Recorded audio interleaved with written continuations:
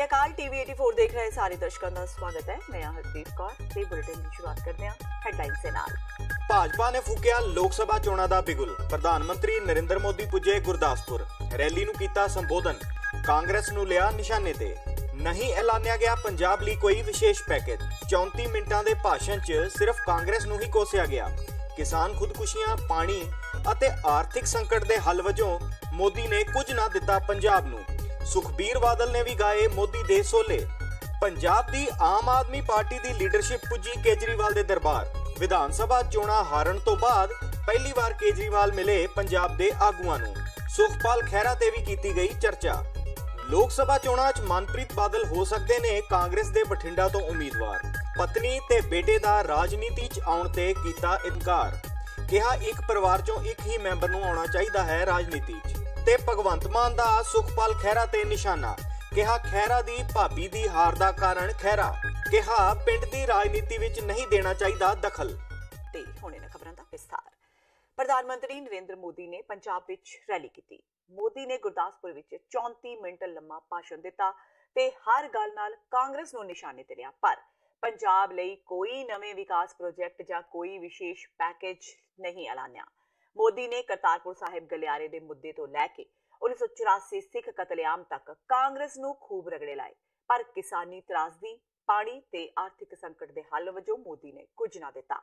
मोदी ने सिर्फ इन्ना कहा कि पंजाब विच कई प्रोजेक्ट चल रहे ने ते सूबा सरकार नूं केंद्र दीयां स्कीमां छेती पूरीआं करनियां चाहीदियां ने।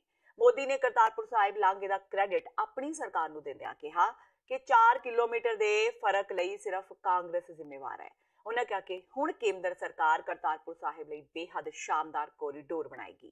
मोदी ने 1984 सिख कतलेआम के संदर्भ विच कमलनाथ का नाम लए बगैर कहा कि जो लोग दंगा मुलजिम नूं सीएम बनाते ने देश नूं उन्हां तों चौकस रहण दी लोड़ है। भाई और बहनों, 7 दशक पहले भारत विभाजन के समय हमें उस पवित्र स्थान से दूर कर दिया गया जिस पर हमारा हक था। सिर्फ 3-4 किलोमीटर की बात थी, लेकिन उस समय की सरकार थी, वो आस्था के इतने पवित्र तीर्थ को भारत के साथ नहीं रख पाए। 7 दशक से अपने गुरु की तपस्वी को देश दूरबीन से देखने के लिए मजबूर है। देश की भावना को देखते हुए, करोड़ों सिख भाई बहनों की मांग को देखते हुए एनडीए की सरकार ने करतारपुर कॉरिडोर बनाने का ऐतिहासिक फैसला किया। पूरा देश गवाह है कि कैसे अपने राजनीतिक हितों को साधने के लिए कांग्रेस के नेताओं ने पाकिस्तान को मौका दे दिया। हैरानी की तो ये है बात कि कांग्रेस के नेताओं ने यहां के मुख्यमंत्री खुद अपने नेता की भी राय अनसुनी कर दी। इस अलावा मोदी ने कहा कि श्री गुरु नानक देव जी के 550वें प्रकाश पुरब मौके उन्हां दीयां सिੱਖਿਆਵਾਂ ਨੂੰ पूरी दुनिया विच पहुंचाया जाएगा। प्रधानमंत्री ने किसानी मसलियां ते भी कांग्रेस के खूब निशाने लाए। उन्होंने कहा कि 70 साल तो किसानों का कुछ फायदा ना करन वाले अज भी किसानों को धोखा दे रहे हैं। उन्हें एक बार फिर कैप्टन सरकार की कर्ज माफी ते निशाना लगांदियां कहा कि पंजाब विच किसानों का सारा कर्ज माफ करने का वादा किया गया सी, पर यह नहीं किया गया।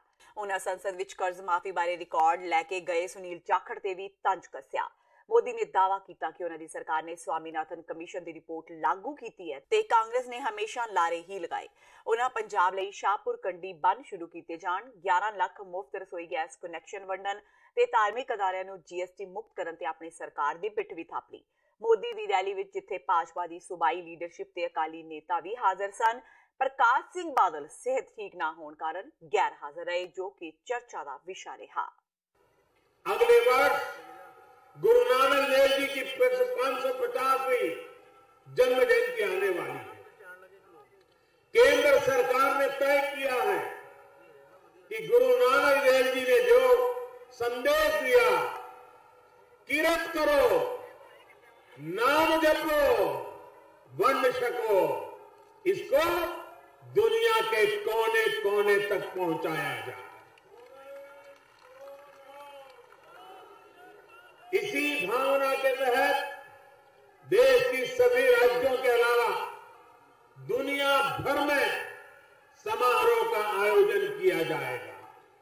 साथियों, हम सिर्फ गुरु के गौरव की ही बात नहीं कर रहे हैं, बल्कि उनके जुड़े तीर्थ स्थलों पर हर आस्था स्थान बेरोक तो जा सके, इसके लिए भी प्रयास हो रहे हैं। प्रधानमंत्री नरेंद्र मोदी ਦੀ ਗੁਰਦਾਸਪੁਰ ਰੈਲੀ ਤੋਂ ਚਾਹੇ ਅਕਾਲੀ ਲੀਡਰ ਬਹੁਤੇ ਖੁਸ਼ ਨਜ਼ਰ ਨਹੀਂ ਆਏ, ਪਰ ਅਕਾਲੀ ਦਲ ਦੇ ਪ੍ਰਧਾਨ ਸੁਖਬੀਰ ਬਾਦਲ ਨੇ ਮੋਦੀ ਦੇ ਖੂਬ ਸੋਹਲੇ ਗਾਏ। ਸੁਖਬੀਰ ਬਾਦਲ ਨੇ ਮੋਦੀ ਵੱਲੋਂ ਮਿਸ਼ਨ 2019 ਦਾ ਪੰਜਾਬ ਤੋਂ ਆਗਾਜ਼ ਕਰਨ ਬਦਲੇ ਉਹਨਾਂ ਦਾ ਧੰਨਵਾਦ ਕੀਤਾ। ਸੁਖਬੀਰ ਬਾਦਲ ਨੇ ਕਾਂਗਰਸ ਨੂੰ ਸਿੱਖਾਂ ਉੱਪਰ ਅਤਿਆਚਾਰ ਕਰਨ ਵਾਲੀ ਪਾਰਟੀ ਕਰਾਰ ਦਿੰਦਿਆਂ ਕਿਹਾ ਕਿ ਸਿਰਫ 3 ਪ੍ਰਧਾਨ ਮੰਤਰੀਆਂ ਨੇ ਹੀ ਪੰਜਾਬ ਦਾ ਦਰਦ ਸਮਝਾਏ। ਉਹਨਾਂ ਵਿੱਚ ਅਟਲ ਬਿਹਾਰੀ ਵਾਜਪਾਈ, ਇੰਦਰ ਕੁਮਾਰ ਗੁਜਰਾਲ ਤੇ ਨਰਿੰਦਰ ਮੋਦੀ ਸ਼ਾਮਿਲ ਨੇ। ਉਹਨਾਂ ਕਿਹਾ ਕਿ ਵਾਜਪਾਈ ਨੇ ਪੰਜਾਬ ਨੂੰ ਵੱਡੇ ਪ੍ਰੋਜੈਕਟ ਦਿੱਤੇ ਤੇ ਗੁਜਰਾਲ ਨੇ 10 ਮਿੰਟ ਵਿੱਚ ਪੰਜਾਬ ਦਾ 8500 ਕਰੋੜ ਦਾ ਕਰਜ਼ਾ ਮਾਫ ਕਰ ਦਿੱਤਾ। ਉਹਨਾਂ ਨੇ ਮੋਦੀ ਦੀ ਖੂਬ ਪ੍ਰਸ਼ੰਸਾ ਕਰਦਿਆਂ ਕਿਹਾ ਕਿ ਇਹਨਾਂ ਦੀ ਪੰਜਾਬ ਨੂੰ ਵੱਡੀ ਦੇਣ ਹੈ। ਮੋਦੀ ਨੇ ਹੀ ਸਿੱਖਾਂ ਦੇ ਮਸਲੇ ਹੱਲ ਕੀਤੇ, ਕਰਤਾਰਪੁਰ ਕੋਰੀਡੋਰ ਖੁਲਵਾਇਆ ਤੇ ਸਿੱਖ ਕਤਲੇਆਮ ਦੇ ਦੋਸ਼ੀਆਂ ਨੂੰ ਸਜ਼ਾ ਦਿੱਤੀਆਂ। ਉਹਨਾਂ ਕਿਹਾ ਕਿ ਗਾਂਧੀ ਪਰਿਵਾਰ ਦੇ ਨਾਵਾਂ ਤੇ ਸੜਕਾਂ ਤੇ ਸੰਸਥਾਵਾਂ ਦੇ ਨਾਮ ਬਦਲ ਦੇਣੇ ਚਾਹੀਦੇ ਨੇ ਕਿਉਂਕਿ ਉਹ ਸਿੱਖਾਂ ਦੇ ਕਾਤਲ ਨੇ।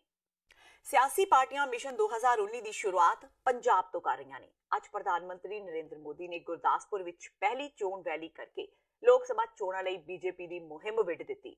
ਹੁਣ 20 ਜਨਵਰੀ ਨੂੰ ਆਮ ਆਦਮੀ ਪਾਰਟੀ ਦੇ ਸੁਪਰੀਮੋ ਅਰਵਿੰਦ ਕੇਜਰੀਵਾਲ ਬਰਨਾਲਾ ਵਿੱਚ ਪਹਿਲੀ ਚੋਣ ਰੈਲੀ ਕਰਨ ਜਾ ਰਹੇ ਨੇ। ਕੇਜਰੀਵਾਲ 20 ਜਨਵਰੀ ਨੂੰ ਪੰਜਾਬ ਵਿੱਚ ਚੋਣਾਂ ਦਾ ਬਿਗੁਲ ਵਜਾ ਦੇਣਗੇ। ਉਹ 20 ਜਨਵਰੀ ਨੂੰ ਸੰਸਦ ਮੈਂਬਰ ਭਗਵੰਤ ਮਾਨ ਦੇ ਲੋਕ ਸਭਾ ਹਲਕਾ ਸੰਗਰੂਰ ਦੇ ਸ਼ਹਿਰ ਬਰਨਾਲਾ ਵਿੱਚ ਪਹਿਲੀ ਚੋਣ ਰੈਲੀ ਕਰਨਗੇ। ਪਾਰਟੀ ਵੱਲੋਂ ਬਰਨਾਲਾ ਰੈਲੀ ਨੂੰ ਵੱਡਾ ਰੂਪ ਦੇਣ ਲਈ ਤਿਆਰੀ ਖਿੱਚ ਦਿੱਤੀ ਗਈ ਹੈ। ਇਸੇ ਤਰ੍ਹਾਂ ਕੇਜਰੀਵਾਲ ਲੋਕ ਸਭਾ ਹਲਕਾ ਅੰਮ੍ਰਿਤਸਰ ਵਿੱਚ ਪਾਰਟੀ ਦੇ ਉਮੀਦਵਾਰ ਕੁਲਦੀਪ ਧਾਲੀਵਾਲ ਦੇ ਹੱਕ ਵਿੱਚ 2 ਫਰਵਰੀ ਨੂੰ ਰੈਲੀ ਕਰਨਗੇ। ਉਹ ਜਨਵਰੀ ਦੇ ਅਖੀਰਲੇ ਹਫ਼ਤੇ ਲੋਕ ਸਭਾ ਹਲਕਾ ਹੁਸ਼ਿਆਰਪੁਰ ਦੇ ਸ਼ਹਿਰ ਗੜਸ਼ੰਕਰ ਵਿੱਚ ਰੈਲੀ ਕਰਨਗੇ। ਸੀਐਮ ਸਾਹਿਬ ਦਿੱਲੀ ਦੇ ਅਰਵਿੰਦ ਕੇਜਰੀਵਾਲ ਜੀ ਪੰਜਾਬ ਦੇ ਵਿੱਚ ਆ ਰਹੇ ਨੇ। 20 ਤਰੀਕ ਨੂੰ ਅਸੀਂ ਰੈਲੀ ਕਰ ਰਹੇ ਹਾਂ ਬਰਨਾਲਾ ਦੇ ਵਿੱਚ, ਮਾਲਵਾ ਦੀ ਸੈਕਟਰ ਇਕੱਲੇ ਖੇਤਰ ਦੀ। ਉਸ ਤੋਂ ਬਾਅਦ 28 ਫਰਵਰੀ ਨੂੰ ਦੁਆਬੇ ਦੇ ਵਿੱਚ, ਇਹ ਸ਼ਾਇਦ ਗੜਸ਼ੰਕਰ ਹੋਵੇਗੀ। ਉਸ ਤੋਂ ਬਾਅਦ ਅਸੀਂ 2 ਫਰਵਰੀ ਨੂੰ ਕਰ ਰਹੇ ਹਾਂ ਮਾਝੇ ਦੀ ਰੈਲੀ। ਉਹ ਜਿੱਥੇ ਕੁਲਦੀਪ ਸਿੰਘ ਧਾਲੀਵਾਲ ਜੋ ਇੰਚਾਰਜ ਖੜੇ ਨੇ, ਜਿੱਥੇ ਉਹ ਕਹਿਣਗੇ ਉੱਥੇ ਅਸੀਂ ਰੈਲੀ ਦਾ ਸਥਾਨ ਨਿਸ਼ਚਿਤ ਕਰਾਂਗੇ ਅਸੀਂ। ਤੇ ਇਹ ਰੈਲੀਆਂ ਅਸੀਂ ਪੰਜਾਬ ਦੇ ਵਿੱਚ ਕੇਜਰੀਵਾਲ ਸਾਹਿਬ ਨੂੰ ਲੈ ਕੇ ਵੱਡੀ ਪੱਧਰ ਤੇ ਸਾਡਾ ਵਰਕਰਾਂ ਬਹੁਤ ਉਤਸ਼ਾਹ ਹੈਗਾ ਤੇ ਕਾਫੀ ਵੱਡੀ ਪੱਧਰ ਤੇ ਅਸੀਂ ਇਸ ਏਰੀਆ ਵਾਈਜ਼ ਰੈਲੀ ਜਿਹੜੀ ਹੈਗੀ ਖੇਤਰ ਵਾਈਜ਼ ਰੈਲੀ ਆ ਉਹ ਕਰ ਰਹੇ ਹਾਂ। ਪੰਜਾਬ ਦੀ ਆਮ ਆਦਮੀ ਪਾਰਟੀ ਦੀ ਸਾਰੀ ਲੀਡਰਸ਼ਿਪ ਅੱਜ ਕੇਜਰੀਵਾਲ ਦੇ ਦਰਬਾਰ ਪਹੁੰਚੀ। ਵਿਧਾਨ ਸਭਾ ਚੋਣਾਂ ਵਿੱਚ ਹਾਰ ਮਗਰੋਂ ਪਾਰਟੀ ਸੁਪਰੀਮੋ ਅਰਵਿੰਦ ਕੇਜਰੀਵਾਲ ਨੇ ਪਹਿਲੀ ਵਾਰ ਸਾਰੀ ਲੀਡਰਸ਼ਿਪ ਨਾਲ ਇਕੱਠੇ ਮੀਟਿੰਗ ਕੀਤੀ। ਇਸ ਮੀਟਿੰਗ ਵਿੱਚ ਲੋਕ ਸਭਾ ਚੋਣਾਂ ਬਾਰੇ ਰਣਨੀਤੀ ਉਲੀਕੀ ਗਈ।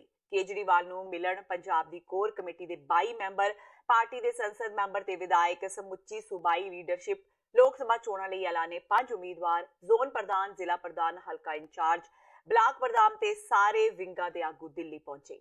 ਮੰਨਿਆ ਜਾ ਰਿਹਾ ਹੈ ਕਿ ਇਸ ਮੀਟਿੰਗ ਵਿੱਚ ਲੋਕ ਸਭਾ ਚੋਣਾਂ ਤੋਂ ਇਲਾਵਾ ਪੰਜਾਬ ਵਿੱਚ ਕਿਸੇ ਧਿਰ ਨਾਲ ਗੱਠਜੋੜ, ਬਾਗੀ ਖੈਰਾ ਧੜੇ ਬਾਰੇ ਰਣਨੀਤੀ ਤੇ ਉਮੀਦਵਾਰਾਂ ਦੇ ਐਲਾਨ ਬਾਰੇ ਚਰਚਾ ਹੋਈ। ਇਹ ਵੀ ਮੰਨਿਆ ਜਾ ਰਿਹਾ ਹੈ ਕਿ ਕੇਜਰੀਵਾਲ ਨੇ ਪੰਜਾਬ ਲੀਡਰਸ਼ਿਪ ਦੇ ਗਿਲੇ ਸ਼ਿਕਵੇ ਸੁਣੇ। ਅਕਾਲੀ ਦਲ ਦੇ ਲੀਡਰ ਤੇ ਵਿਧਾਇਕ ਮਨਜਿੰਦਰ ਸਿੰਘ ਸਿਰਸਾ ਨੇ ਇਲਜ਼ਾਮ ਲਗਾਇਆ ਹੈ ਕਿ ਦਿੱਲੀ ਵਿਧਾਨ ਸਭਾ ਵਿੱਚ ਉਹਨਾਂ ਨੂੰ ਕੁੱਟਿਆ ਗਿਆ ਤੇ ਉਹਨਾਂ ਦੀ ਪੱਗ ਉਤਾਰ ਦਿੱਤੀ ਗਈ। ਸਿਰਸਾ ਮੁਤਾਬਕ ਜਦੋਂ ਉਹਨਾਂ ਨੂੰ ਕੁੱਟਿਆ ਗਿਆ ਉਸ ਵੇਲੇ ਸਦਨ ਦੀ ਕਾਰਵਾਈ ਮੁਅੱਤਲ ਕਰ ਦਿੱਤੀ ਗਈ ਸੀ ਤੇ ਕੈਮਰੇ ਵੀ ਬੰਦ ਸੀ। ਸਿਰਸਾ ਨੇ ਟਵੀਟ ਕਰਕੇ ਕਿਹਾ ਕਿ ਅੱਜ ਤੋਂ ਜ਼ਿਆਦਾ ਦੁਖਦ ਦਿਨ ਉਹਨਾਂ ਦੀ ਜ਼ਿੰਦਗੀ ਵਿੱਚ ਨਾ ਕਦੇ ਆਇਆ ਹੈ ਤੇ ਨਾ ਹੀ ਕਦੇ ਹੋਏਗਾ। ਵਿਧਾਨ ਸਭਾ ਦੇ ਸਪੀਕਰ ਦੇ ਕਹਿਣ ਤੇ ਮਾਰਸ਼ਲ ਨੇ ਉਹਨਾਂ ਦੀ ਪੱਗ ਨੂੰ ਹੱਥ ਪਾਇਆ। ਇਸ ਦੌਰਾਨ ਉਹਨਾਂ ਦੀ ਪੱਗ ਲੈ ਗਈ। ਉਹਨਾਂ ਕਿਹਾ ਕਿ ਉਹ ਵਾਰ-ਵਾਰ ਕਹਿੰਦੇ ਰਹੇ ਕਿ ਉਹਨਾਂ ਦੀ ਪੱਗ ਨਾ ਉਤਾਰੀ ਜਾਵੇ। ਇਸ ਤੋਂ ਇਲਾਵਾ ਟਵਿੱਟਰ ਤੇ ਕੁਝ ਟਵੀਟ ਵੀ ਕੀਤੇ ਗਏ ਨੇ ਜਿਸ ਤੋਂ ਪਤਾ ਲੱਗਦਾ ਹੈ ਕਿ ਸਿਰਸਾ ਨੇ ਬਾਅਦ ਵਿੱਚ ਬਾਥਰੂਮ ਵਿੱਚ ਜਾ ਕੇ ਪੱਗ ਠੀਕ ਕੀਤੀ। ਸਿਰਸਾ ਨੇ ਕਿਹਾ ਕਿ ਕੀ ਵਿਧਾਨ ਸਭਾ ਵਿੱਚ ਸਿੱਖਾਂ ਦੀ ਗੱਲ ਕਰਨਾ ਗਲਤ ਹੈ। ਉਹਨਾਂ ਕਿਹਾ ਕਿ ਜਦੋਂ ਇਹ ਸਭ ਹੋਇਆ ਸਦਨ ਵਿੱਚ ਉਸ ਵੇਲੇ ਸੌਰਵ ਭਾਰਦਵਾਜ ਤੇ ਜਰਨੈਲ ਸਿੰਘ ਵੀ ਮੌਜੂਦ ਸਨ। ਉਹਨਾਂ ਕਿਹਾ ਕਿ ਕੇਜਰੀਵਾਲ ਵੀ ਕਾਂਗਰਸ ਦੀ ਰਾਹ ਪੈ ਸਿੱਖਾਂ ਤੇ ਅਤਿਆਚਾਰ ਕਰ ਰਹੇ ਨੇ। इनको इज्जत से उठाओ, बाहर फेंक के आओ। ये खुद पगड़ी उतार रहे हैं, ड्रामे कर रहे हैं। उठाकर रखो बाहर इसको। तो 2 घंटे से लड़की कर रही है यहाँ पे। ड्रामेबाज ना हो एक नंबर का। ਸਾਬਕਾ ਕੇਂਦਰੀ ਮੰਤਰੀ ਪਰਨੀਤ ਕੌਰ ਨੇ ਵਿਵਾਦਿਤ ਫਿਲਮ ਐਕਸੀਡੈਂਟਲ ਪ੍ਰਾਈਮ ਮਿਨਿਸਟਰ ਨੂੰ ਭਾਜਪਾ ਦੀ ਸਾਜ਼ਿਸ਼ ਕਰਾਰ ਦਿੰਦਿਆਂ ਕਿਹਾ ਹੈ ਕਿ ਸਾਬਕਾ ਪ੍ਰਧਾਨ ਮੰਤਰੀ ਮਨਮੋਹਨ ਸਿੰਘ ਇੱਕ ਯੋਗ ਪ੍ਰਧਾਨ ਮੰਤਰੀ ਸੀ ਤੇ ਇੱਕ ਫਿਲਮ ਨਾਲ ਉਹਨਾਂ ਵੱਲੋਂ ਕੀਤੇ ਗਏ ਕੰਮਾਂ ਨੂੰ ਨਕਾਰਿਆ ਨਹੀਂ ਜਾ ਸਕਦਾ। ਉਹਨਾਂ ਕਿਹਾ ਕਿ ਇੱਕ ਫਿਲਮ ਨਾਲ ਮਨਮੋਹਨ ਸਿੰਘ ਦਾ ਅਕਸ ਖਰਾਬ ਹੋਣ ਵਾਲਾ ਨਹੀਂ ਹੈ ਕਿਉਂਕਿ ਉਹਨਾਂ ਨੇ ਦੇਸ਼ ਲਈ ਬਹੁਤ ਕੁਝ ਕੀਤਾ ਹੈ। ਪ੍ਰਧਾਨ ਮੰਤਰੀ ਨਰਿੰਦਰ ਮੋਦੀ ਦੇ ਲੋਕ ਸਭਾ ਚੋਣਾਂ ਦਾ ਬਿਗੁਲ ਪੰਜਾਬ ਤੋਂ ਵਜਾਉਣ ਦੀ ਸ਼ੁਰੂਆਤ ਕਰਨ ਤੇ ਮਹਾਰਾਣੀ ਪ੍ਰਨੀਤ ਕੌਰ ਨੇ ਕਿਹਾ ਕਿ ਜੇਕਰ ਕੱਲ ਵੀ ਚੋਣਾਂ ਹੋ ਜਾਂਦੀਆਂ ਨੇ ਤਾਂ ਪੰਜਾਬ ਵਿੱਚ ਕਾਂਗਰਸ ਪੂਰੀਆਂ 13 ਸੀਟਾਂ ਤੇ ਜਿੱਤ ਹਾਸਲ ਕਰੇਗੀ। ਪ੍ਰਨੀਤ ਕੌਰ ਨੇ ਕਿਹਾ ਕਿ ਜੇਕਰ ਪਾਰਟੀ ਚਾਹੇਗੀ ਤਾਂ ਉਹ ਪਟਿਆਲਾ ਤੋਂ ਲੋਕ ਸਭਾ ਚੋਣਾਂ ਲੜਨਗੇ। ਉਹਨਾਂ ਕਿਹਾ ਕਿ ਉਹ ਆਪਣਾ ਕਾਰਜ ਖੇਤਰ ਨਹੀਂ ਬਦਲਣਗੇ ਤੇ ਪਟਿਆਲਾ ਤੋਂ ਹੀ ਚੋਣਾਂ ਲੜਨਗੇ। ਉਹਨਾਂ ਇਸ ਗੱਲ ਨੂੰ ਦੁਹਰਾਇਆ ਕਿ ਹੌਲੀ-ਹੌਲੀ ਪੰਜਾਬ ਸਰਕਾਰ ਵਿਧਾन सभा चुनाव दौरान किए गए सारे वादे पूरे करेगी। बिल्कुल एक्सीडेंटल नहीं थे। सेकंड टर्म में वो 2 बार ही प्राइम मिनिस्टर बने। वो हमारे पंजाब के बहुत ही रिस्पेक्टेड और हमें बहुत फख्र है कि मनमोहन सिंह जी एक पंजाबी के नाते सारी इंडिया में वो प्राइम मिनिस्टर बने। मैंने उनकी कैबिनेट में काम किया है और जो बाहर उनकी रिस्पेक्ट देखी है, मेरे ख्याल में दुनिया में जाने माने लीडर हैं इकोनॉमिक के ऊपर, बहुत ज़्यादा रिस्पेक्ट थी। और मेरे ख्याल में कि ऐसी वैसी कोई फिल्म बनेगी जैसे एक्सीडेंटल प्राइम मिनिस्टर बोल रहे हैं तो उसका कोई फ़र्क नहीं पड़ेगा उनके स्टैचर पर। जो उन्होंने नाम कमाया वो एक फिल्म के साथ नहीं ख़त्म हो सकता। ये तो एक बीजेपी ने इलेक्शन से पहले एक कोई ऐसी साजिश रचाई है, क्योंकि उन्होंने ही ट्वीट भेजा, उन्होंने ही कह रहे हैं फंडिंग की हो तो मुझे पता नहीं, पर मेरे ख्याल में ये एक बहुत नीची और बुरी हरकत है। ਤੇ ਹੁਣ ਵੇਲਾ ਹੋ ਗਿਆ ਬ੍ਰੇਕ ਦਾ। ਬਾਕੀ ਦੀਆਂ ਖਬਰਾਂ ਇਸ ਬ੍ਰੇਕ ਤੋਂ ਬਾਅਦ।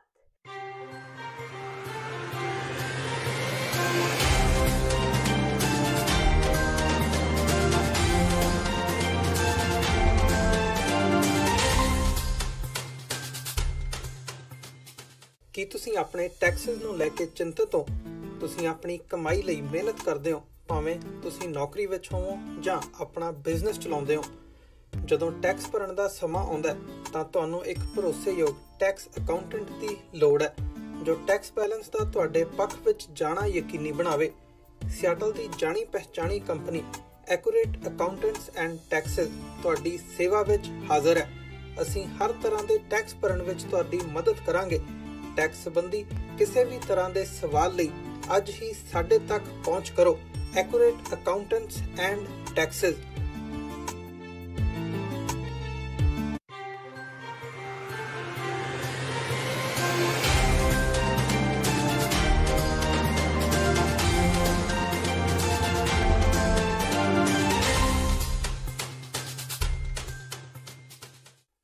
TV 84 ਦੇ ਖਬਰਾਂ ਦੇ ਬੁਲੇਟਿਨ ਵਿੱਚ ਸਵਾਗਤ ਹੈ। ਵਧਦਿਆਂ ਅਗਲੀ ਖਬਰ ਵੱਲ। ਪੰਜਾਬ ਦੇ ਵਿੱਤ ਮੰਤਰੀ ਮਨਪ੍ਰੀਤ ਬਾਦਲ ਨੇ ਅੱਜ ਬਠਿੰਡਾ ਦਾ ਦੌਰਾ ਕੀਤਾ। ਇਸ ਮੌਕੇ ਉਹਨਾਂ ਧੋਬਿਆਣਾ ਬਸਤੀ ਵਿੱਚ ਸਰਕਾਰੀ ਪ੍ਰਾਇਮਰੀ ਸਕੂਲ ਦੀ ਨਵੀਂ ਬਿਲਡਿੰਗ ਦਾ ਉਦਘਾਟਨ ਕੀਤਾ। ਇਸ ਮੌਕੇ ਮਨਪ੍ਰੀਤ ਬਾਦਲ ਨੇ ਮੀਡੀਆ ਸਾਹਮਣੇ ਖੁਲਾਸਾ ਕਰਦਿਆਂ ਕਿਹਾ ਕਿ 2019 ਦੀਆਂ ਲੋਕ ਸਭਾ ਚੋਣਾਂ ਉਹਨਾਂ ਦੀ ਪਤਨੀ ਤੇ ਬੇਟਾ ਨਹੀਂ ਲੜਨਗੇ। ਉਹਨਾਂ ਕਿਹਾ ਕਿ ਇੱਕ ਪਰਿਵਾਰ ਵਿੱਚ ਇੱਕ ਹੀ ਮੈਂਬਰ ਰਾਜਨੀਤੀ ਵਿੱਚ ਹੋਣਾ ਚਾਹੀਦਾ ਹੈ ਤਾਂ ਕਿ ਦੂਜਿਆਂ ਨੂੰ ਵੀ ਮੌਕਾ ਮਿਲ ਸਕੇ। ਇਸ ਦੌਰਾਨ ਜਦੋਂ ਉਹਨਾਂ ਕੋਲੋਂ ਪੰਚਾਇਤੀ ਚੋਣਾਂ ਵਿੱਚ ਕਿਸੇ ਹੋਰ ਵੱਲੋਂ ਉਹਨਾਂ ਦੀ ਪਾਈ ਗਈ ਵੋਟ ਸੰਬੰਧੀ ਪੁੱਛਿਆ ਗਿਆ ਤਾਂ ਉਹਨਾਂ ਕਿਹਾ ਕਿ ਇਸ ਗੱਲ ਦਾ ਜਵਾਬ ਪ੍ਰੀਜ਼ਾਈਡਿੰਗ ਅਫਸਰ ਹੀ ਦੇ ਸਕਦੇ ਨੇ। ਉਹਨਾਂ ਕੋਲ ਇਸ ਦਾ ਕੋਈ ਜਵਾਬ ਨਹੀਂ ਹੈ। ਉਹਨਾਂ ਕਿਹਾ ਕਿ ਉਹਨਾਂ ਨੂੰ ਅਜਿਹਾ ਲੱਗਦਾ ਹੈ ਕਿ ਉਹਨਾਂ ਦੇ ਪਿੰਡ ਵਿੱਚ ਇੱਕ ਹੋਰ ਮਨਪ੍ਰੀਤ ਬਾਦਲ ਆਂਦਾ ਹੈ, ਕਿਧਰੇ ਉਹੀ ਵੋਟ ਨਾ ਪਾ ਗਿਆ ਹੋਵੇ। ਪ੍ਰਧਾਨ ਮੰਤਰੀ ਦੀ ਗੁਰਦਾਸਪੁਰ ਰੈਲੀ ਬਾਰੇ ਉਹਨਾਂ ਕਿਹਾ ਕਿ ਲੋਕ ਸਭਾ ਚੋਣਾਂ ਦਾ ਬਿਗੁਲ ਵੱਜ ਚੁੱਕਾ ਹੈ। ਪੀਐਮ ਅੱਗੇ ਪੰਜਾਬ ਦੇ ਕਈ ਮਸਲੇ ਰੱਖੇ ਗਏ ਨੇ ਤੇ ਉਹਨਾਂ ਵਿੱਚੋਂ ਕੁਝ ਮਸਲਿਆਂ ਦਾ ਹੱਲ ਜ਼ਰੂਰ ਹੋਵੇਗਾ। ਇਲੈਕਸ਼ਨ ਈਅਰ ਹੈ ਤਾਂ ਗਵਰਨਮੈਂਟ ਆਫ ਇੰਡੀਆ ਨੇ ਇਹ ਫੈਸਲਾ ਕੀਤਾ ਕਿ government of India the budget ਜਿਹੜਾ ਉਹ 1 ਫਰਵਰੀ ਨੂੰ ਉਹ ਯੂਨੀਅਨ ਫਾਈਨੈਂਸ ਮਿਨਿਸਟਰ ਜੇਟਲੀ ਸਾਹਿਬ ਉਹ ਪੜ੍ਹਨਗੇ। ਔਰ ਅਸੀਂ ਵੀ ਸੋਚ ਰਹੇ ਹਾਂ ਕਿ ਫਰਵਰੀ ਦੇ ਪਹਿਲੇ, ਵੈਸੇ ਤਾਂ ਮਾਰਚ ਦੇ ਅਖੀਰਲੇ ਹਫ਼ਤੇ ਆਉਂਦਾ, ਪਰ ਅਸੀਂ ਸੋਚ ਰਹੇ ਹਾਂ ਕਿ ਅਸੀਂ ਵੀ ਆਪਣਾ ਬਜਟ ਜਿਹੜਾ ਫਰਵਰੀ ਦੇ ਪਹਿਲੇ ਹਫ਼ਤੇ ਲੈ ਕੇ ਆਈਏ ਤਾਂ ਕਿ ਇਲੈਕਸ਼ਨ ਅਨਾਊਂਸ ਹੋਣ ਤੋਂ ਪਹਿਲਾਂ ਬਜਟ ਦੀ ਜਿਹੜੀ ਪ੍ਰਤੀਕਿਰਿਆ ਉਹ ਖਤਮ ਕਰ ਲਈ ਜਾਵੇ। ਲੋਕ ਇਨਸਾਫ ਪਾਰਟੀ ਦੇ ਮੁਖੀ ਸਿਮਰਜੀਤ ਸਿੰਘ ਬੈਂਸ ਨੇ ਗੁਰਦਾਸਪੁਰ ਵਿੱਚ ਪ੍ਰਧਾਨ ਮੰਤਰੀ ਦੇ ਦੌਰੇ ਤੇ ਤੰਜ ਕੱਸਦਿਆਂ ਕਿਹਾ ਕਿ ਪ੍ਰਧਾਨ ਮੰਤਰੀ ਮੋਦੀ ਦੇ ਪੰਜਾਬ ਆਉਣ ਤੇ ਉਹ ਉਹਨਾਂ ਦਾ ਸਵਾਗਤ ਕਰਦੇ ਨੇ, ਪਰ ਉਹਨਾਂ ਦੀ ਮੰਗ ਹੈ ਕਿ ਪੰਜਾਬ ਦੇ ਪਾਣੀਆਂ ਦਾ ਮੁੱਲ ਦਿੱਤਾ ਜਾਵੇ। ਉਹਨਾਂ ਕਿਹਾ ਕਿ ਉਹ ਕਿਸਾਨਾਂ ਦੇ ਕਰਜ਼ੇ ਦੀ ਭੀਖ ਨਹੀਂ ਮੰਗਣਾ ਚਾਹੁੰਦੇ, ਸਗੋਂ ਸਿਰਫ ਰਾਜਸਥਾਨ ਤੋਂ ਹੀ 16 ਲੱਖ ਕਰੋੜ ਰੁਪਇਆ ਮੋਦੀ ਲੈ ਕੇ ਦੇਣ। ਇਸੇ ਤਰ੍ਹਾਂ ਹੋਰ ਸੂਬਿਆਂ ਤੋਂ ਵੀ ਵਸੂਲੀ ਹੋਣ ਦਿੱਤੀ ਜਾਵੇ ਤਾਂ ਹੀ ਪੰਜਾਬ ਇੱਕ ਦਿਨ ਆਬਾਦ ਹੋ ਸਕੇਗਾ। ਦੂਜੇ ਪਾਸੇ ਦਿੱਲੀ ਵਿੱਚ ਆਮ ਆਦਮੀ ਪਾਰਟੀ ਦੀ ਬੈਠਕ ਬਾਰੇ ਬੋਲਦੇ ਉਹਨਾਂ ਕਿਹਾ ਕਿ ਪੰਜਾਬ ਵਿੱਚ ਆਮ ਆਦਮੀ ਪਾਰਟੀ ਵੈਂਟੀਲੇਟਰ ਤੇ ਹੈ ਤੇ ਪੰਜਾਬ ਦੇ ਲੋਕ ਪੂਰੀ ਤਰ੍ਹਾਂ ਨਾਲ ਆਮ ਆਦਮੀ ਪਾਰਟੀ ਨੂੰ ਨਕਾਰ ਚੁੱਕੇ ਨੇ। ਉਹਨਾਂ ਕਿਹਾ ਕਿ ਕੇਜਰੀਵਾਲ ਨੇ ਪੰਜਾਬ ਦੀਆਂ PRTC ਬੱਸਾਂ ਨੂੰ ਤਾਂ ਦਿੱਲੀ ਵਿੱਚ ਬੰਦ ਕਰ ਦਿੱਤਾ ਏ, ਪਰ ਬਾਦਲਾਂ ਦੀ ਇੰਡੋ ਕੈਨੇਡੀਅਨ ਅੱਜ ਵੀ ਧੜੱਲੇ ਨਾਲ ਦਿੱਲੀ ਜਾ ਰਹੀ ਹੈ, ਪਰ ਉਸ ਤੇ ਕੋਈ ਕਾਰਵਾਈ ਨਹੀਂ ਕੀਤੀ ਜਾ ਰਹੀ। ਸਤਿਕਾਰਯੋਗ ਸਾਡੇ ਦੇਸ਼ ਦੇ ਪ੍ਰਧਾਨ ਮੰਤਰੀ ਮੋਦੀ ਸਾਹਿਬ ਜੀ ਆਇਆਂ ਨੂੰ। ਪਰ ਮੋਦੀ ਸਾਹਿਬ ਨੂੰ ਅਸੀਂ ਇੱਕ ਲੋਕ ਇਨਸਾਫ ਪਾਰਟੀ ਵੱਲੋਂ ਇਹ ਪੰਜਾਬੀਆਂ ਵੱਲੋਂ ਅਪੀਲ ਕਰਾਂਗੇ, ਮੰਗ ਕਰਾਂਗੇ, ਨਾ ਸਾਨੂੰ ਕਰਜ਼ੇ ਮਾਫੀ ਦੀ ਭੀਖ ਮੋਦੀ ਸਾਹਿਬ ਕੋਲੋਂ ਚਾਹੀਦੀ ਹੈ ਤੇ ਨਾ ਸਾਨੂੰ ਕਰਜ਼ਾ ਮਾਫੀ ਦੀ ਭੀਖ ਕੈਪਟਨ ਅਮਰਿੰਦਰ ਸਿੰਘ ਕਾਂਗਰਸੀਆਂ ਦੇ ਕੋਲੋਂ ਚਾਹੀਦੀ ਹੈ।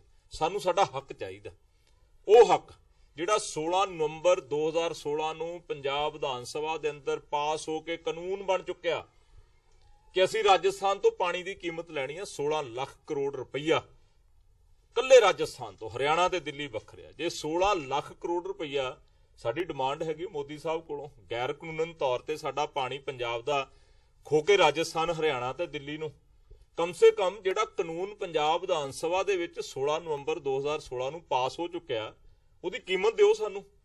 ਅਸੀਂ ਤੁਹਾਡੇ ਕੋਲੋਂ ਕਰਜ਼ਾ ਮਾਫੀ ਦੀ ਭੀਖ ਨਹੀਂ ਮੰਗਣੀ, ਸਾਨੂੰ ਪਾਣੀ ਦੀ ਕੀਮਤ 16 ਲੱਖ ਕਰੋੜ ਰੁਪਈਆ ਚਾਹੀਦੀ ਹੈ। ਸੋ ਆਮ ਆਦਮੀ ਪਾਰਟੀ ਅਸਲ ਦੇ ਵਿੱਚ ਵੈਂਟੀਲੇਟਰ ਤੇ ਹੈਗੀ ਪੰਜਾਬ ਦੇ ਅੰਦਰ। ਉਹ ਸੋਚ ਰਹੀ ਹੈ ਵੀ ਕਿਸੇ ਤਰੀਕੇ ਜਿਹੜਾ ਵੈਂਟੀਲੇਟਰ ਆ ਪੰਜਾਬ ਦੇ ਅੰਦਰ ਆਮ ਆਦਮੀ ਪਾਰਟੀ ਦਾ ਉਤਰ ਜੇ, ਕਿਸੇ ਤਰੀਕੇ ਜਿਹੜੇ ਆਮ ਆਦਮੀ ਪਾਰਟੀ ਦੇ ਉਹ MLA ਜਿਹੜੇ ਲੋਕਾਂ ਦੀ ਆਵਾਜ਼ ਨੂੰ ਪਛਾਣਦੇ ਹੋਏ, ਜਿਹੜੇ ਲੋਕਾਂ ਦੀ ਨਬਜ਼ ਨੂੰ ਦੇਖਦੇ ਹੋਏ ਸੁਖਪਾਲ ਖਹਿਰਾ ਦਾ ਸਾਥ ਦੇ ਰਹੇ, ਉਹ ਕਿਸੇ ਤਰੀਕੇ ਤੋੜ ਕੇ ਦਿੱਲੀ ਵਾਲੇ ਉਹਨਾਂ ਨੂੰ ਆਪਣਾ ਹੱਥ ਠੋਕਾ ਤੇ ਮੋਹਰਾ ਬਣਾਉਣਾ ਚਾਹੁੰਦੇ ਆ। ਮੇਰਾ ਨਹੀਂ ਖਿਆਲ ਕਿ ਉਹਨਾਂ 'ਚੋਂ ਕੋਈ ਵੀ ਦਿੱਲੀ ਵਾਲਿਆਂ ਦੀਆਂ ਗੱਲਾਂ ਦੇ ਵਿੱਚ ਆਏਗਾ, ਕੋਈ ਵੀ ਵਾਪਸੀ ਜਿਹੜਾ ਦਿੱਲੀ ਦਰਬਾਰ ਦੇ ਵਿੱਚ ਜਾ ਕੇ ਨੱਕ ਰਗੜੇਗਾ ਕਦੇ ਨਹੀਂ ਹੋ ਸਕਦਾ। 1984 ਸਿੱਖ ਕਤਲੇਆਮ ਨੂੰ ਲੈ ਕੇ ਸਿਆਸਤ ਗਰਮਾਉਂਦੀ ਜਾ ਰਹੀ ਹੈ। ਇੱਕ ਪਾਸੇ ਜਿੱਥੇ ਬੁੱਧਵਾਰ ਨੂੰ ਕਤਲੇਆਮ ਦੇ ਪੀੜਤ ਪਰਿਵਾਰਾਂ ਨੇ PM ਮੋਦੀ ਨਾਲ ਦੋਸ਼ੀਆਂ ਨੂੰ ਸਜ਼ਾ ਦਿਵਾਉਣ ਦੀ ਮੰਗ ਨੂੰ ਲੈ ਕੇ ਮੁਲਾਕਾਤ ਕੀਤੀ, ਉੱਥੇ ਹੀ ਆਮ ਆਦਮੀ ਪਾਰਟੀ ਦੇ ਨੇਤਾ ਭਗਵੰਤ ਮਾਨ ਕਾਂਗਰਸ ਤੇ ਇਸ ਨੂੰ ਲੈ ਕੇ ਵਰੇ। ਮਾਨ ਨੇ ਕਿਹਾ ਕਿ ਕਾਂਗਰਸ ਨੂੰ ਬਹੁਤ ਦੇਰ ਪਹਿਲਾਂ ਹੀ 84 ਸਿੱਖ ਕਤਲੇਆਮ ਦੇ ਦੋਸ਼ੀਆਂ ਤੋਂ ਕਿਨਾਰਾ ਕਰ ਲੈਣਾ ਚਾਹੀਦਾ ਸੀ। ਇਸ ਦੌਰਾਨ ਭਗਵੰਤ ਮਾਨ ਨੇ ਅਕਾਲੀ ਦਲ ਤੇ ਵੋਟ ਬੈਂਕ ਦੀ ਸਿਆਸਤ ਕਰਨ ਦਾ ਦੋਸ਼ ਵੀ ਲਗਾਇਆ। ਉੱਥੇ ਹੀ ਪੰਜਾਬ ਵਿੱਚ ਹੋਈਆਂ ਪੰਚਾਇਤੀ ਚੋਣਾਂ ਨੂੰ ਭਗਵੰਤ ਮਾਨ ਨੇ ਗੁੰਡਾਗਰਦੀ ਦੀ ਜਿੱਤ ਕਰਾਰ ਦਿੰਦੇ ਹੋਏ ਬਾਦਲ ਪਰਿਵਾਰ ਤੇ ਨਿਸ਼ਾਨਾ ਵਿੰਦਿਆਂ ਕਿਹਾ ਕਿ ਬਾਦਲ ਪਰਿਵਾਰ ਆਪਣੇ ਕੰਮਾਂ ਕਾਰਨ ਸਰਪੰਚੀ ਹਾਰ ਗਿਆ। ਮੁਖਤਿਆਰ ਸਿੰਘ ਨਾਂ ਦਾ ਇੱਕ ਬੰਦਾ ਹੈ ਜਿਹੜਾ ਕਿ ਦਿੱਲੀ ਸ਼੍ਰੋਮਣੀ ਕਮੇਟੀ ਦਾ, ਸ਼੍ਰੋਮਣੀ ਗੁਰਦੁਆਰਾ ਪ੍ਰਬੰਧਕ ਕਮੇਟੀ ਦਾ ਮੁਲਾਜ਼ਮ ਹੈ। ਉਹ ਚਸ਼ਮਦੀਦ ਗਵਾਹ ਹੈ ਕਮਲਨਾਥ ਨੂੰ, ਭੀੜ ਨੂੰ ਮਾਰੋ ਮਾਰੋ ਕਹਿ ਕੇ ਭੜਕਾਉਂਦਿਆਂ ਦਾ। ਉਹਦੀ ਗਵਾਹੀ ਕਿਉਂ ਨਹੀਂ ਹੋਣ ਦਿੰਦਾ ਅਕਾਲੀ ਦਲ? ਇਹ ਗੱਲ ਨਿਰਪ੍ਰੀਤ ਨੇ ਕਹੀ ਹੈ, ਨਿਰਪ੍ਰੀਤ ਕੌਰ ਜੀ ਨੇ ਬਹੁਤ ਵੱਡੀ ਲੰਬੀ ਲੜਾਈ ਲੜੀ ਹੈ। ਉਹਨੂੰ ਦੱਸਿਆ ਕਿ ਵੋਟ ਬੈਂਕ ਦੀ ਰਾਜਨੀਤੀ ਕਰਦੇ ਰਹੇ ਸਾਡੇ ਨਾਲ ਅਕਾਲੀ ਦਲ ਵਾਲੇ, ਤੇ ਹੁਣ ਜਾ ਕੇ ਇਹ ਕ੍ਰੈਡਿਟ ਲੈਣ ਦੀ ਜੰਗ ਦੇ ਵਿੱਚ ਸ਼ਾਮਲ ਹੋ ਗਏ। ਜਗਦੀਸ਼ ਟਾਈਟਲਰ ਹੋਰਾਂ ਨੂੰ Z+ ਸਿਕਿਉਰਿਟੀ ਦਿੱਤੀ ਹੋਈ ਹੈ, ਕਿਸੇ ਨੂੰ ਤੁਸੀਂ ਮੁੱਖ ਮੰਤਰੀ ਬਣਾ ਰਹੇ ਹੋ। ਸੋ ਇਹ ਤਾਂ ਬਹੁਤ ਦੇਰ ਪਹਿਲਾਂ ਕਾਂਗਰਸ ਨੂੰ ਇਹ ਦਾਗੀ ਜਿਹੜੇ ਲੀਡਰ ਨੇ ਇਹਨਾਂ ਤੋਂ ਕਿਨਾਰਾ ਕਰ ਲੈਣਾ ਚਾਹੀਦਾ ਸੀ। ਦੇਖੋ ਪਹਿਲੀ ਗੱਲ ਤਾਂ ਇਹ ਕਿ ਦੇਖੋ ਸਰਕਾਰਾਂ ਧੱਕਾ ਤਾਂ ਕਰਦੀਆਂ ਨੇ, ਉਹ ਤਾਂ ਇਹਨਾਂ ਨੇ ਵੀ ਕੀਤੇ ਨੇ, ਕਿਸੇ ਦੇ ਸਾਡਿਆਂ ਦੇ ਵੀ ਕਾਗਜ਼ ਕਈਆਂ ਦੇ ਜਿਹੜੇ ਨੇ ਉਹ ਰੱਦ ਕਰਵਾਤੇ ਜਾਂ ਡਰਾ ਲਏ ਜਾਂ ਧਮਕਾ ਲਏ ਹੈ। ਪਰ ਇਹ ਇਲੈਕਸ਼ਨ ਤਾਂ ਜਿਹੜੀ ਹੈ ਇਹ ਤਾਂ ਚੋਣ ਨਿਸ਼ਾਨ ਤੇ ਹੁੰਦੀ ਹੋਈ ਨਹੀਂ ਕਿਸੇ ਪਾਰਟੀ ਦੀ। ਹਾਂ, ਸਿੰਪੈਥਾਈਜ਼ਰ ਹੋ ਸਕਦੇ ਨੇ, ਤੇ ਇਹਨਾਂ ਨੇ ਕਿੱਥੋਂ ਗਿਣ ਲਏ? ਕੈਪਟਨ ਸਾਹਿਬ ਤਾਂ ਘਰੋਂ ਤਾਂ ਬਾਹਰ ਨਿਕਲਦੇ ਨਹੀਂ, ਇਹਨਾਂ ਨੇ ਕਦੋਂ ਗਿਣ ਲਏ ਉਹ ਵੀ ਕਿੰਨੇ ਸਾਡੇ ਬਣ ਗਏ, ਅਸੀਂ ਕਦੋਂ ਜਿੱਤ ਗਏ, ਕਿੱਥੇ ਜਿੱਤ ਗਏ। ਪੰਜਾਬ ਵਿੱਚ ਹੋਈਆਂ ਪੰਚਾਇਤੀ ਚੋਣਾਂ ਵਿੱਚ ਸੁਖਪਾਲ ਖਹਿਰਾ ਦੀ ਭਾਬੀ ਦੀ ਹਾਰ ਤੇ ਬੋਲਦਿਆਂ ਭਗਵੰਤ ਮਾਨ ਨੇ ਕਿਹਾ ਕਿ ਜਨਤਾ ਸਭ ਕੁਝ ਜਾਣਦੀ ਹੈ।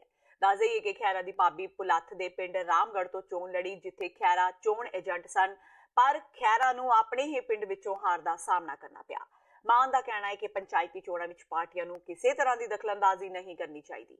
ਉਹਨਾਂ ਕਿਹਾ ਕਿ ਉਹ ਤਾਂ ਖੁਦ ਵੀ ਆਪਣੇ ਪਿੰਡ ਨਹੀਂ ਗਏ, ਕਿਉਂਕਿ ਇਹ ਪਿੰਡਾਂ ਦੀਆਂ ਚੋਣਾਂ ਸਨ ਜਿਸ ਵਿੱਚ ਲੋਕਾਂ ਨੂੰ ਜਿਵੇਂ ਚੰਗਾ ਲੱਗਦਾ ਉਹ ਉਸ ਨੂੰ ਵੋਟ ਪਾਉਂਦੇ। ਇਸ ਦੌਰਾਨ ਕੈਪਟਨ ਤੇ ਵਰਦਿਆ ਮਾਨ ਨੇ ਕਿਹਾ ਕਿ ਜੇਕਰ ਉਹਨਾਂ ਨੂੰ ਪਤਾ ਸੀ ਕਿ ਪੰਜਾਬ ਦਾ ਖਜ਼ਾਨਾ ਖਾਲੀ ਹੈ ਤਾਂ ਉਹਨਾਂ ਨੂੰ ਲੋਕਾਂ ਨਾਲ ਸਮਾਰਟਫੋਨ ਦੇਣ ਤੇ ਕਰਜ਼ਾ ਕੁਰਕੀ ਖਤਮ ਕਰਨ ਦੇ ਵਾਅਦੇ ਨਹੀਂ ਸੀ ਕਰਨੇ ਚਾਹੀਦੇ। ਇਹ ਸਭ ਇਹਨਾਂ ਦੇ ਜੁਮਲੇ ਹੀ ਸੀ ਕਿ ਇੱਕ ਵਾਰ ਸਰਕਾਰ ਬਣਾਓ, ਬਾਕੀ ਬਾਅਦ ਵਿੱਚ ਦੇਖਾਂਗੇ। ਧੱਕੇਸ਼ਾਹੀ ਦੀ ਜਿਹੜੀ ਰਿਪੋਰਟ ਪਹਿਲਾਂ ਕਾਂਗਰਸ ਕਹਿੰਦੀ ਹੁੰਦੀ ਸੀ, ਹੁਣ ਉਹੀ ਅਕਾਲੀ ਕਹੀ ਜਾਂਦੇ ਹੁੰਦੇ ਨੇ। ਸੋ ਆਪ ਵਿੱਚ ਰਲੇ ਮਿਲੇ ਹੋਏ ਨੇ। ਤੇ ਬਾਦਲ ਸਾਹਿਬ ਵੀ ਮੇਰੇ ਖਿਆਲ 'ਚ ਪਿੰਡੋਂ ਸਰਪੰਚੀ ਹਾਰ ਗਏ, ਖਹਿਰਾ ਸਾਹਿਬ ਦੀ ਭਾਬੀ ਵੀ ਹਾਰ ਗਈ, ਹਾਲਾਂਕਿ ਚੋਣ ਏਜੰਟ ਬਣੇ ਸੀ ਉਹ। ਚਲੋ ਪਬਲਿਕ ਹੈ ਜੀ, ਦੱਸ ਦਿੰਦੀ ਹੈ ਸਾਰਾ ਕੁਝ। ਮੈਂ ਤਾਂ ਪਹਿਲਾਂ ਤੋਂ ਕਹਿੰਦਾ ਰਿਹਾ ਕਿ ਭੁਲੱਥ ਕਿਉਂ ਨਹੀਂ ਜਾਂਦੇ, ਸੰਗਰੂਰ ਬਠਿੰਡਾ ਕਿਉਂ ਫਿਰਦੇ ਰਹਿੰਦੇ ਨੇ। ਹੁਣ ਪਤਾ ਲੱਗ ਗਿਆ ਕਿ ਆਪਦੇ ਪਿੰਡ 'ਚ ਹਾਰ ਗਏ। ਰਾਮਗੜ੍ਹ ਪਿੰਡ ਸ਼ੋਲੇ ਫਿਲਮ ਤੋਂ ਬਾਅਦ ਦੁਬਾਰਾ ਚਰਚਾ 'ਚ ਆਇਆ। ਨਹੀਂ ਦੇਖੋ, ਮੈਂ ਨਹੀਂ ਚਾਹੁੰਦਾ ਕਿ ਪਿੰਡਾਂ ਦੀ ਜਿਹੜੀ ਰਾਜਨੀਤੀ ਹੈ ਉਹਦੇ ਵਿੱਚ ਇਸ ਲੈਵਲ ਤੇ ਇੰਟਰਫੇਅਰ ਕੀਤਾ ਜਾਵੇ। ਸੋ ਮੈਂ ਖੁਦ ਵੀ ਆਪਦੇ ਪਿੰਡ ਨਹੀਂ ਗਿਆ, ਕਿਉਂਕਿ ਜਿਹੜਾ ਚੰਗਾ ਲੱਗਦਾ ਉਹਨੂੰ ਪਾ ਦਿਓ। ਇਹ ਪਿੰਡ ਦੀ ਇਲੈਕਸ਼ਨ ਹੈ, ਇਹ ਕੋਈ ਇਹਦੇ ਵਿੱਚ ਕੋਈ ਇਸ ਤਰ੍ਹਾਂ ਦੀ ਰਾਜਨੀਤੀ ਨਹੀਂ। ਸ਼੍ਰੋਮਣੀ ਗੁਰਦੁਆਰਾ ਪ੍ਰਬੰਧਕ ਕਮੇਟੀ ਵੱਲੋਂ ਸ੍ਰੀ ਗੁਰੂ ਨਾਨਕ ਦੇਵ ਜੀ ਦੇ 550 ਸਾਲਾ ਪ੍ਰਕਾਸ਼ ਪੁਰਬ ਨੂੰ ਲੈ ਕੇ ਧਰਮ ਪ੍ਰਚਾਰ ਦੀ ਲਹਿਰ ਤੇਜ਼ ਕੀਤੀ ਜਾ ਰਹੀ ਹੈ। ਸਿੱਖ ਕੌਮ ਦੇ ਚੌਥੇ ਤਖਤ ਸ੍ਰੀ ਦਮਦਮਾ ਸਾਹਿਬ ਵਿਖੇ ਸਿੱਖ ਧਰਮ ਦੇ ਪ੍ਰਚਾਰਕਾਂ ਦੀ 2 ਰੋਜ਼ਾ ਪ੍ਰਚਾਰਕ ਵਰਕਸ਼ਾਪ ਸ਼ੁਰੂ ਕੀਤੀ ਗਈ। ਵਰਕਸ਼ਾਪ ਵਿੱਚ ਪੰਥ ਪ੍ਰਸਿੱਧ ਵਿਦਵਾਨ ਤੇ ਚਿੰਤਕ ਸੰਬੋਧਨ ਕਰਨ ਲਈ ਪੁੱਜੇ। ਸ੍ਰੀ ਅਕਾਲ ਤਖਤ ਸਾਹਿਬ ਦੇ ਕਾਰਜਕਾਰੀ ਜਥੇਦਾਰ ਗਿਆਨੀ ਹਰਪ੍ਰੀਤ ਸਿੰਘ ਵੱਲੋਂ ਆਯੋਜਿਤ ਇਸ ਵਰਕਸ਼ਾਪ ਵਿੱਚ ਸ਼੍ਰੋਮਣੀ ਕਮੇਟੀ ਨਾਲ ਸੰਬੰਧਿਤ ਸਿੱਖ ਧਰਮ ਦੇ ਪ੍ਰਚਾਰਕਾਂ ਨੇ ਸ਼ਮੂਲੀਅਤ ਕੀਤੀ। ਦੱਸ ਦੇਈਏ ਕਿ ਸ਼੍ਰੋਮਣੀ ਕਮੇਟੀ ਦੇ ਇਤਿਹਾਸ ਵਿੱਚ ਪ੍ਰਚਾਰਕਾਂ ਦੀ ਆਪਣੀ ਤਰ੍ਹਾਂ ਦੀ ਇਹ ਪਲੇਠੀ ਵਰਕਸ਼ਾਪ ਆਯੋਜਿਤ ਕੀਤੀ ਗਈ ਹੈ। ਪਹਿਲੇ ਦਿਨ ਵਰਕਸ਼ਾਪ ਵਿੱਚ ਸ੍ਰੀ ਅਕਾਲ ਤਖਤ ਸਾਹਿਬ ਦੇ ਕਾਰਜਕਾਰੀ ਜਥੇਦਾਰ ਗਿਆਨੀ ਹਰਪ੍ਰੀਤ ਸਿੰਘ ਤੇ ਸ੍ਰੀ ਅਕਾਲ ਤਖਤ ਸਾਹਿਬ ਦੇ ਸਾਬਕਾ ਜਥੇਦਾਰ ਪ੍ਰੋਫੈਸਰ ਮਨਜੀਤ ਸਿੰਘ ਨੇ ਸ਼ਮੂਲੀਅਤ ਕੀਤੀ। ਦੋਵੇਂ ਸਿੰਘ ਸਾਹਿਬਾਂ ਨੇ ਵਰਕਸ਼ਾਪ ਦੌਰਾਨ ਸੰਬੋਧਨ ਕਰਦਿਆਂ ਸਿੱਖ ਫਲਸਫੇ, ਰਹਿਤ ਮਰਿਆਦਾ ਤੇ ਸਿੱਖ ਨੈਤਿਕਤਾ ਦੇ ਪ੍ਰਚਾਰ ਤੇ ਪ੍ਰਸਾਰ ਨੂੰ ਵਿਸ਼ਵ ਵਿੱਚ ਅਸਰਦਾਰ ਢੰਗ ਨਾਲ ਪ੍ਰਚੰਡ ਕਰਨ ਲਈ ਆਪਣੇ ਵਿਚਾਰ ਪੇਸ਼ ਕੀਤੇ। ਜਿੱਥੇ ਸਿੰਘ ਸਾਹਿਬ ਨੇ ਇਹ ਕਿਹਾ ਕਿ ਪ੍ਰਚਾਰਕਾਂ ਨੂੰ ਇੱਕ ਸੁਰ ਕਰਕੇ ਸਿੱਖੀ ਦਾ ਪ੍ਰਚਾਰ ਕਰਨ ਲਈ ਪ੍ਰੇਰਿਤ ਕੀਤਾ ਜਾ ਰਿਹਾ ਹੈ, ਉੱਥੇ ਹੀ ਸਾਬਕਾ ਜਥੇਦਾਰ ਨੇ ਸ਼੍ਰੋਮਣੀ ਕਮੇਟੀ ਦੇ ਇਸ ਉਪਰਾਲੇ ਦੀ ਸ਼ਲਾਘਾ ਕਰਦਿਆਂ ਅਜਿਹੇ ਉਪਰਾਲੇ ਕਰਨ ਤੇ ਜ਼ੋਰ ਦਿੱਤਾ। ਕੌਮ ਦੇ ਵਿੱਚ ਪ੍ਰਚਾਰ ਬਹੁਤ ਹੋ ਰਿਹਾ ਹੈ, ਲੇਕਿਨ ਅਸਰ ਜਿਹੜਾ ਹੈਗਾ ਉਹ ਬਹੁਤ ਘੱਟ ਵੇਖਣ ਨੂੰ ਮਿਲ ਰਿਹਾ। ਕੌਮ ਦੇ ਵਿੱਚ ਆਪਤਾ ਵੀ ਪਈ ਹੈ, ਸਿੱਖ ਸਿਧਾਂਤਾਂ, ਸਿੱਖ ਮਰਿਆਦਾਵਾਂ ਦਾ ਘਾਣ ਹੋ ਰਿਹਾ। ਔਰ ਇਸ ਸਭ ਕਾਸੇ ਨੂੰ ਦੂਰ ਕਰਨ ਦੇ ਮਕਸਦ ਨਾਲ ਸ੍ਰੀ ਅਕਾਲ ਤਖਤ ਸਾਹਿਬ ਜੀ ਦੀ ਸਰਪ੍ਰਸਤੀ ਹੇਠ ਧਰਮ ਪ੍ਰਚਾਰ ਕਮੇਟੀ ਸ਼੍ਰੋਮਣੀ ਗੁਰਦੁਆਰਾ ਪ੍ਰਬੰਧਕ ਕਮੇਟੀ ਵੱਲੋਂ ਤਖਤ ਸ੍ਰੀ ਦਮਦਮਾ ਸਾਹਿਬ ਦੇ ਸਥਾਨ ਦੇ ਉੱਤੇ 2 ਰੋਜ਼ਾ ਪ੍ਰਚਾਰਕਾਂ ਦੀ ਵਰਕਸ਼ਾਪ ਦਾ ਆਯੋਜਨ ਕੀਤਾ ਗਿਆ। ਇਹਦੇ ਵਿੱਚ ਜਿੱਥੇ ਸ਼੍ਰੋਮਣੀ ਗੁਰਦੁਆਰਾ ਪ੍ਰਬੰਧਕ ਕਮੇਟੀ ਦੇ ਪ੍ਰਚਾਰਕ ਸਾਹਿਬਾਨ ਹਾਜ਼ਰ ਹੋਏ ਨੇ, ਦਿੱਲੀ ਸਿੱਖ ਗੁਰਦੁਆਰਾ ਪ੍ਰਬੰਧਕ ਕਮੇਟੀ ਦੇ ਪ੍ਰਚਾਰਕ ਸਾਹਿਬਾਨ ਹਾਜ਼ਰ ਹੋਏ ਨੇ, ਉੱਥੇ ਸਕੂਲਾਂ ਦੇ ਵਿੱਚ ਧਰਮ ਦੀ ਵਿੱਦਿਆ ਪੜਾਉਣ ਵਾਲੇ ਅਧਿਆਪਕ ਸਾਹਿਬਾਨ ਤੇ ਬਹੁਤ ਸਾਰੇ ਜਿਹੜੇ ਪ੍ਰਾਈਵੇਟ ਤੌਰ ਤੇ ਕਥਾ ਕੀਰਤਨ ਦੇ ਨਾਲ ਜੁੜੇ ਪ੍ਰਚਾਰਕ ਉਹਨਾਂ ਨੇ ਵੀ ਵੱਡੀ ਗਿਣਤੀ ਵਿੱਚ ਸ਼ਮੂਲੀਅਤ ਕੀਤੀ ਹੈ। ਬਸ ਇਹਦਾ ਮਕਸਦ ਇਹੀ ਹੈ ਕਿ ਅਸੀਂ ਇਹਨਾਂ ਪ੍ਰਚਾਰਕਾਂ ਦੇ ਵਿੱਚ ਜਿਹੜੇ ਹੈ ਉਹ ਇਕਸੁਰਤਾ ਜਿਹੜੀ ਹੈ ਉਹਨੂੰ ਅਸੀਂ ਕਾਇਮ ਰੱਖਣ ਦੇ ਵਿੱਚ ਕਾਮਯਾਬ ਹੋ ਸਕੀਏ। ਸਾਧਵੀਆਂ ਦੇ ਬਲਾਤਕਾਰ ਮਾਮਲੇ ਵਿੱਚ ਰੋਹਤਕ ਦੀ ਜੇਲ੍ਹ ਵਿੱਚ ਸਜ਼ਾ ਕੱਟ ਰਹੇ ਡੇਰਾ ਸਿਰਸਾ ਮੁਖੀ ਗੁਰਮੀਤ ਰਾਮ ਰਹੀਮ ਦੀਆਂ ਮੁਸ਼ਕਿਲਾਂ ਦਿਨੋ-ਦਿਨ ਵਧਦੀਆਂ ਜਾ ਰਹੀਆਂ ਨੇ। ਸਾਲ 2002 ਵਿੱਚ ਇੱਕ ਨਿੱਜੀ ਅਖਬਾਰ ਦੇ ਸੰਪਾਦਕ ਰਾਮਚੰਦਰ ਛਤਰਪਤੀ ਦੇ ਹੋਏ ਕਤਲ ਮਾਮਲੇ ਵਿੱਚ ਹੁਣ ਰਾਮ ਰਹੀਮ ਖਿਲਾਫ 11 ਜਨਵਰੀ ਨੂੰ ਫੈਸਲਾ ਆਉਣ ਵਾਲਾ ਹੈ। ਦੱਸ ਦੇਈਏ ਕਿ ਪੱਤਰਕਾਰ ਰਾਮਚੰਦਰ ਛਤਰਪਤੀ ਦਾ ਕਤਲ ਗੋਲੀਆਂ ਮਾਰ ਕੇ ਕੀਤਾ ਗਿਆ ਸੀ ਤੇ ਇਸ ਦਾ ਇਲਜ਼ਾਮ ਸੌਦਾ ਸਾਧ ਤੇ ਲੱਗਿਆ ਸੀ। ਲੰਮੀ ਅਦਾਲਤੀ ਕਾਰਵਾਈ ਤੋਂ ਬਾਅਦ ਇਸ ਮਾਮਲੇ ਵਿੱਚ ਲੰਘੇ ਬੁੱਧਵਾਰ ਸਾਰੀਆਂ ਦਲੀਲਾਂ ਤੇ ਗਵਾਹ ਭੁਗਤਾ ਲਏ ਗਏ ਨੇ ਤੇ 11 ਜਨਵਰੀ ਨੂੰ ਫੈਸਲਾ ਸੁਣਾਇਆ ਜਾ ਸਕਦਾ ਹੈ। ਦੱਸ ਦੇਈਏ ਕਿ ਇਸ ਤੋਂ ਪਹਿਲਾਂ 25 ਅਗਸਤ 2017 ਨੂੰ ਪੰਚਕੂਲਾ ਦੀ ਵਿਸ਼ੇਸ਼ ਸੀਬੀਆਈ ਅਦਾਲਤ ਨੇ ਸੌਦਾ ਸਾਧ ਨੂੰ ਸਾਧਵੀਆਂ ਦੇ ਜਿਨਸੀ ਸ਼ੋਸ਼ਣ ਮਾਮਲੇ ਵਿੱਚ ਦੋਸ਼ੀ ਕਰਾਰ ਦਿੱਤਾ ਸੀ, ਜਿਸ ਤੋਂ ਤੁਰੰਤ ਬਾਅਦ ਪੰਚਕੂਲਾ ਵਿੱਚ ਰਾਮ ਰਹੀਮ ਦੇ ਸ਼ਰਧਾਲੂਆਂ ਵੱਲੋਂ ਹੰਗਾਮਾ ਕੀਤਾ ਗਿਆ ਸੀ ਤੇ ਕਈ ਥਾਈਂ ਅੱਗ ਲਗਾ ਦਿੱਤੀ ਗਈ ਸੀ, ਜਿਸ ਕਾਰਨ ਮਾਹੌਲ ਕਾਫੀ ਤਣਾਅਪੂਰਨ ਬਣ ਗਿਆ ਸੀ। ਅੱਜ ਸਵੇਰੇ ਪਈ ਸੰਘਣੀ ਧੁੰਦ ਕਾਰਨ ਬਰਨਾਲਾ ਮੋਗਾ ਨੈਸ਼ਨਲ ਹਾਈਵੇ ਤੇ ਪਿੰਡ ਰਾਮਗੜ੍ਹ ਨੇੜੇ 8 ਗੱਡੀਆਂ ਦੇ ਆਪਸ ਵਿੱਚ ਟਕਰਾਉਣ ਦਾ ਸਮਾਚਾਰ ਮਿਲਿਆ ਹੈ। ਇਸ ਹਾਦਸੇ ਵਿੱਚ 7 ਲੋਕ ਗੰਭੀਰ ਰੂਪ ਵਿੱਚ ਜ਼ਖਮੀ ਹੋ ਗਏ, ਜਿਨ੍ਹਾਂ ਨੂੰ ਨੇੜਲੇ ਹਸਪਤਾਲਾਂ ਵਿੱਚ ਦਾਖਲ ਕਰਵਾਇਆ ਗਿਆ ਹੈ। ਦੱਸਿਆ ਜਾ ਰਿਹਾ ਹੈ ਕਿ ਇਹਨਾਂ ਵਿੱਚੋਂ ਕੁਝ ਗੱਡੀਆਂ ਪੀਐਮ ਮੋਦੀ ਦੀ ਰੈਲੀ ਵਿੱਚ ਸ਼ਾਮਿਲ ਹੋਣ ਲਈ ਗੁਰਦਾਸਪੁਰ ਜਾ ਰਹੀਆਂ ਸਨ। ਚਸ਼ਮਦੀਦਾਂ ਮੁਤਾਬਕ ਸੰਘਣੀ ਧੁੰਦ ਹੋਣ ਕਾਰਨ ਪਿੰਡ ਰਾਮਗੜ੍ਹ ਨੇੜੇ ਪਹਿਲਾਂ ਸਕੂਲ ਵੈਨ ਤੇ ਇਨੋਵਾ ਗੱਡੀ ਆਪਸ ਵਿੱਚ ਟਕਰਾਈ, ਜਿਸ ਤੋਂ ਬਾਅਦ ਪਿੱਛੋਂ ਆ ਰਹੀਆਂ 6 ਹੋਰ ਗੱਡੀਆਂ ਵੀ ਟਕਰਾ ਗਈਆਂ ਤੇ ਇਹ ਹਾਦਸਾ ਵਾਪਰ ਗਿਆ। ਉਹਦਾ ਕਿ ਰਾਮਗੜ੍ਹ ਤੇ ਟੱਲੇਵਾਲ ਦੇ ਨੇੜੇ ਜਿਹਾ 2 ਗੱਡੀਆਂ ਆਸਮੇ ਟਕਰਾਈਆਂ ਨੇ ਧੁੰਦ ਕਾਰਨ, ਜਿਸ ਵਿੱਚ ਕੋਈ ਜਾਨੀ ਨੁਕਸਾਨ ਨਹੀਂ ਹੋਇਆ, ਥੋੜੀਆਂ ਬਹੁਤੀਆਂ ਛੱਟਾਂ ਵੱਜੀਆਂ ਨੇ। ਮਤਲਬ ਇਹ ਇੱਕ ਤਾਂ ਹੀ ਗੱਡੀ ਖੜੀ ਹੈ ਇੱਥੇ ਕੋਲੇ, ਇਹ ਰੈਲੀ ਤੇ ਜਾ ਰਹੀ ਸੀਗੀ ਮੋਦੀ ਸਾਹਿਬ ਦੀ ਤੇ ਇੱਕ ਉਧਰੋਂ ਨੋਵਾ ਗੱਡੀ ਆ ਰਹੀ ਸੀ, ਆਸਮੇ ਥੋੜੀਆਂ ਭਿੜਨ ਕਾਰਨ ਟਕਰਾ ਗਈਆਂ, ਜਿਸ ਕਾਰਨ ਬੰਦਿਆਂ ਦਾ ਕੋਈ ਜਾਨੀ ਨੁਕਸਾਨ ਨਹੀਂ ਹੋਇਆ, ਖਤਰੇ ਤੋਂ ਬਾਹਰ ਨੇ ਬੰਦੇ। ਮਤਲਬ ਧੁੰਦ ਕਾਰਨ ਹੋਇਆ ਐਕਸੀਡੈਂਟ, ਉਸ ਤੋਂ ਬਾਅਦ ਇੱਥੇ ਜਾਮ ਲੱਗ ਚੁੱਕਿਆ। ਤੇ ਇਹ ਸਨ ਹੁਣ ਤੱਕ ਦੀਆਂ ਖਬਰਾਂ। ਜਾਂਦੇ ਜਾਂਦੇ ਇੱਕ ਵਾਰ ਫੇਰ ਨਜ਼ਰ ਮਾਰਦੇ ਹਾਂ ਮੁੱਖ ਖਬਰਾਂ ਤੇ। ਭਾਜਪਾ ਨੇ ਫੂਕਿਆ ਲੋਕ ਸਭਾ ਚੋਣਾਂ ਦਾ ਬਿਗੁਲ। ਪ੍ਰਧਾਨ ਮੰਤਰੀ ਨਰਿੰਦਰ ਮੋਦੀ ਪੁੱਜੇ ਗੁਰਦਾਸਪੁਰ, ਰੈਲੀ ਨੂੰ ਕੀਤਾ ਸੰਬੋਧਨ। ਕਾਂਗਰਸ ਨੂੰ ਲਿਆ ਨਿਸ਼ਾਨੇ ਤੇ। ਨਹੀਂ ਐਲਾਨਿਆ ਗਿਆ ਪੰਜਾਬ ਲਈ ਕੋਈ ਵਿਸ਼ੇਸ਼ ਪੈਕੇਜ। 34 ਮਿੰਟਾਂ ਦੇ ਭਾਸ਼ਣ 'ਚ ਸਿਰਫ ਕਾਂਗਰਸ ਨੂੰ ਹੀ ਕੋਸਿਆ ਗਿਆ। ਕਿਸਾਨ ਖੁਦਕੁਸ਼ੀਆਂ, ਪਾਣੀ ਅਤੇ ਆਰਥਿਕ ਸੰਕਟ ਦੇ ਹੱਲ ਵਜੋਂ ਮੋਦੀ ਨੇ ਕੁਝ ਨਾ ਦਿੱਤਾ ਪੰਜਾਬ ਨੂੰ। ਸੁਖਬੀਰ ਬਾਦਲ ਨੇ ਵੀ ਗਾਏ ਮੋਦੀ ਦੇ ਸੋਲੇ। ਪੰਜਾਬ ਦੀ ਆਮ ਆਦਮੀ ਪਾਰਟੀ ਦੀ ਲੀਡਰਸ਼ਿਪ ਪੁੱਜੀ ਕੇਜਰੀਵਾਲ ਦੇ ਦਰਬਾਰ। ਵਿਧਾਨ ਸਭਾ ਚੋਣਾਂ ਹਾਰਨ ਤੋਂ ਬਾਅਦ ਪਹਿਲੀ ਵਾਰ ਕੇਜਰੀਵਾਲ ਮਿਲੇ ਪੰਜਾਬ ਦੇ ਆਗੂਆਂ ਨੂੰ। ਸੁਖਪਾਲ ਖਹਿਰਾ ਤੇ ਵੀ ਕੀਤੀ ਗਈ ਚਰਚਾ। ਲੋਕ ਸਭਾ ਚੋਣਾਂ 'ਚ ਮਨਪ੍ਰੀਤ ਬਾਦਲ ਹੋ ਸਕਦੇ ਨੇ ਕਾਂਗਰਸ ਦੇ ਬਠਿੰਡਾ ਤੋਂ ਉਮੀਦਵਾਰ। ਪਤਨੀ ਤੇ ਬੇਟੇ ਦਾ ਰਾਜਨੀਤੀ 'ਚ ਆਉਣ ਤੇ ਕੀਤਾ ਇਨਕਾਰ। ਕਿਹਾ ਇੱਕ ਪਰਿਵਾਰ ਚੋਂ ਇੱਕ ਹੀ ਮੈਂਬਰ ਨੂੰ ਆਉਣਾ ਚਾਹੀਦਾ ਹੈ ਰਾਜਨੀਤੀ 'ਚ। ਤੇ ਭਗਵੰਤ ਮਾਨ ਦਾ ਸੁਖਪਾਲ ਖਹਿਰਾ ਤੇ ਨਿਸ਼ਾਨਾ, ਕਿਹਾ ਖਹਿਰਾ ਦੀ ਭਾਬੀ ਦੀ ਹਾਰ ਦਾ ਕਾਰਨ ਖਹਿਰਾ, ਕਿਹਾ ਪਿੰਡ ਦੀ ਰਾਜਨੀਤੀ ਵਿੱਚ ਨਹੀਂ ਦੇਣਾ ਚਾਹੀਦਾ ਦਖਲ। ਇਸ ਦੇ ਨਾਲ ਹੀ TV 84 ਦਾ ਖਬਰਾਂ ਦਾ ਬੁਲੇਟਿਨ ਖਤਮ ਹੁੰਦਾ ਹੈ। ਮੈਨੂੰ ਹਰਪ੍ਰੀਤ ਕੌਰ ਨੂੰ ਦਿਓ ਇਜਾਜ਼ਤ। ਸਤਿ ਸ਼੍ਰੀ ਅਕਾਲ।